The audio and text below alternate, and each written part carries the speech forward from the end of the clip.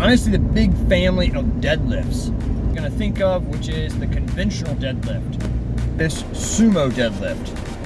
A hinge, but it is a little bit more knee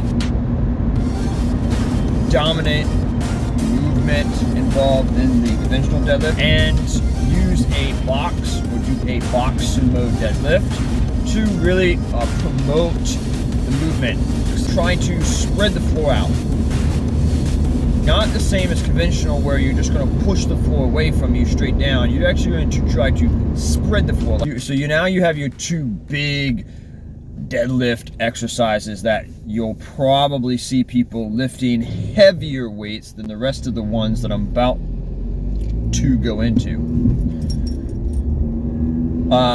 This next one is a very, I would say, a popular one, but also a very useful version of a deadlift that I probably would say goes into a lot more of my clients' training programs probably than any of the other versions of deadlift. That is a Romanian deadlift on RDL.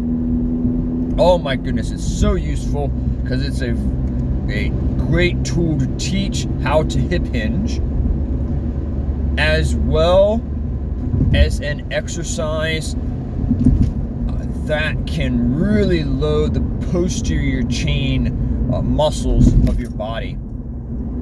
So you're going to really feel this throughout your hamstrings, throughout the glutes, and you potentially could feel this within your spinal erectors.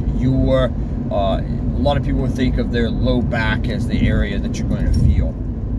When you perform this exercise, you should primarily be feeling your hamstrings and your glutes. A note I always tell my clients is if you feel your low back more than the other two areas, then we are probably either one of two things: form breakdown or reaching fatigue, which also typically causes form breakdown. It's really just one of them. Before you continue this episode, let's talk about an amazing opportunity for you. It's our 12-week fitness rehab accelerator. This is going to give you, for 3 months, an awesome opportunity to work with a trainer and a coach who's going to help you with your nutrition and your fitness goals. Help you create amazing, healthy, good habits to help improve your sleep, your diet, your exercise, and even help you start managing your stress even better. Why not take this opportunity and run with it? Don't miss out. Click the link in the description and get your journey started. And maybe you're just not in the right position for you. With this exercise, you're going to primarily, think of like what I just said about the conventional deadlift. The feet are about hips to shoulder width apart.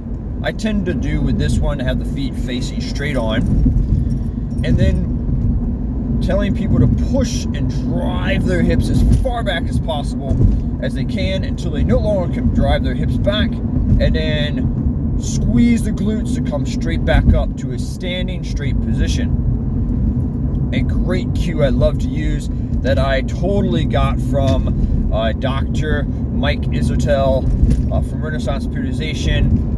I love using it because it's probably the cue on this exercise that I tend to see the best results on getting someone to do what I want them to do with the movement. And that is push your hips back, and you should feel during this exercise like your hamstrings are ripping off the bone. You aren't going to really, but you should feel that intense. Even without weight, you should feel your hamstrings. Then you definitely know you are driving those hips back and keeping that back pretty straight.